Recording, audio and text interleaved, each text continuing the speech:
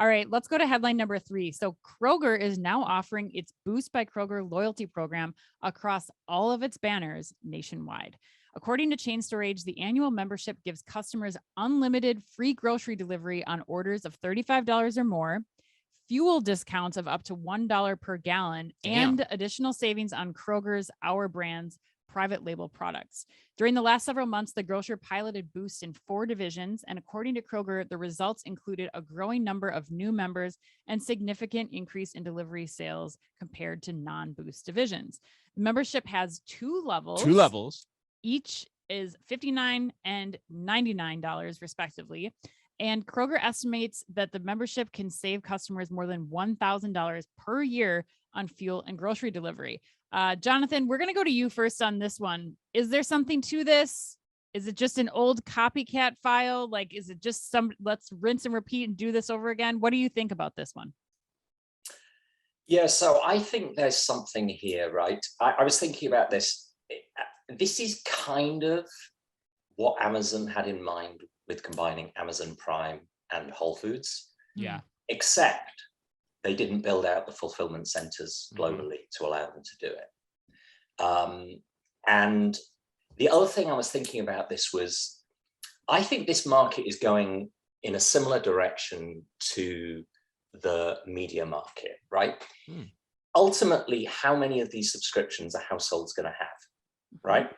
Agreed. I mean, I don't know what your house is like, but in media, Disney Plus, Peacock, Netflix, who knows how many others, right? Eventually, I'm not sure we're going to keep all of them. I would have thought in grocery delivery, it's even less, right? I would imagine most households are going to stick with Amazon Prime and potentially a grocery edition, right? Right. Had Amazon got Whole Foods right, they would have had the whole shooting match stitched up. They didn't get it right. And so I think there's space for one other.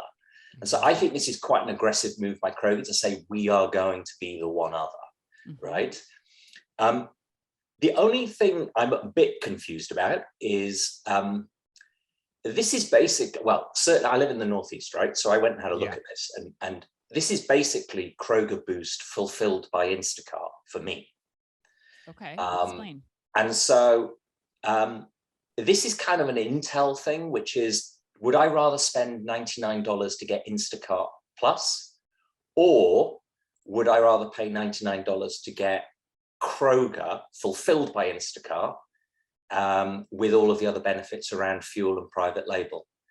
Now, Kroger are obviously betting, right, that their proposition is strong enough to compete against all of the subsidiary retailers that Instacart could provide. I don't know, but I think it's quite an aggressive and strategic play to be the other subscription model in your household.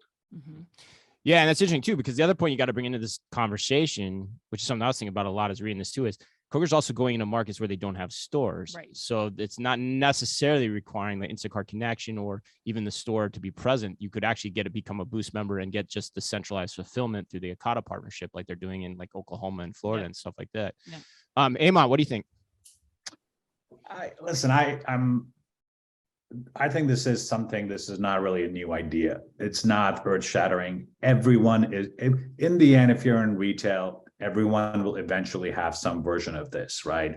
Amazon Prime has obviously existed for a while, but Walmart has Walmart Plus, Restoration Hardware has membership.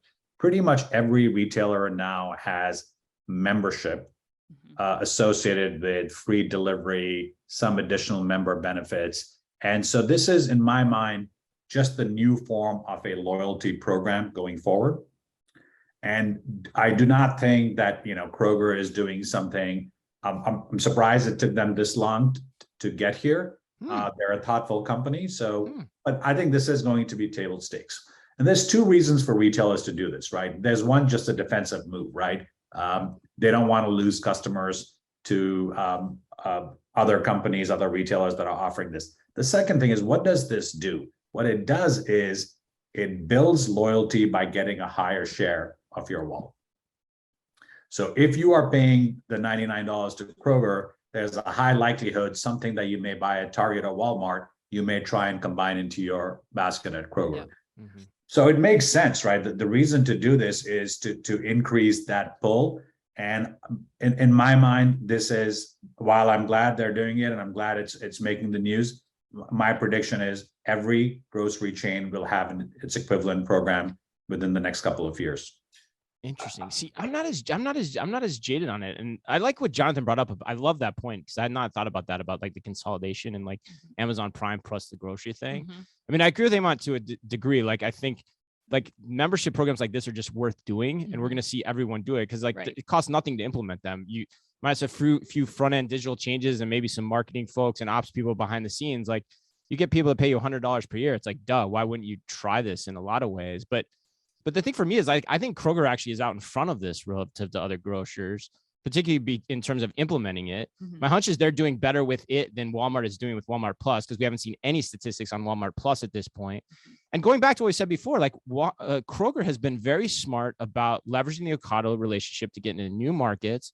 And I think Boost gives a marketing handle to that and a way to talk to those markets, in a new, from a new point of discussion. I think that's really important here. And those savings are insane. If that's really true, $1,000 a year on a $99 investment, that's huge. Yeah. I mean, Chris, I think that for me, it's two things. Number one, what you and Jonathan pointed out is that you got your Amazon Prime membership for the everything store, but we think about the conditions that we're about to head into as a nation, and fuel and groceries are going to be the other thing that you invest in when it comes to subscription and where you're looking for savings, because those are essentials. The rest of those tertiary categories that Instacart's offering, I don't think are going to be as important of a membership for people to hang on to, especially, even at $100 a year. But the thing that I think, the second point I'd make with this is that I think that Kroger is also smartly on the backside of this, thinking about how they can start to bring in and offer those hub and spoke facilities to other brands instead of, pulling it directly from the store. Like you look at, they did a pilot in store with Bed Bath & Beyond, which who knows if that makes sense. But if they're developing those relationships and then they can start to pull, now you can get Bed Bath & Beyond products from the centralized fulfillment center in addition to your your grocery order. I think that has some real power potentially down the road. Yeah, I don't know about that, because I think, potentially, and Bed Bath & Beyond is of course we can't have a conversation without talking about Bed Bath & Beyond too, but like, centralized fulfillment of groceries is very different than centralized automated fulfillment of home furnishings too. So like that is probably pretty far out there. And like you look at the categories that they had in the store, I guess is what I'm talking about. It's like smaller home goods, it's plates, it's towels, it's things like that are much more along the lines of an essential item instead of like the big furniture. Yeah, I mean, you could definitely get there over time. The question of Bed Bath & Beyond will be around to support that, but who knows? Well, or pet food or home improvement things. I think it expands to other categories. Right, absolutely. Yeah, the traditional core grocery categories for sure.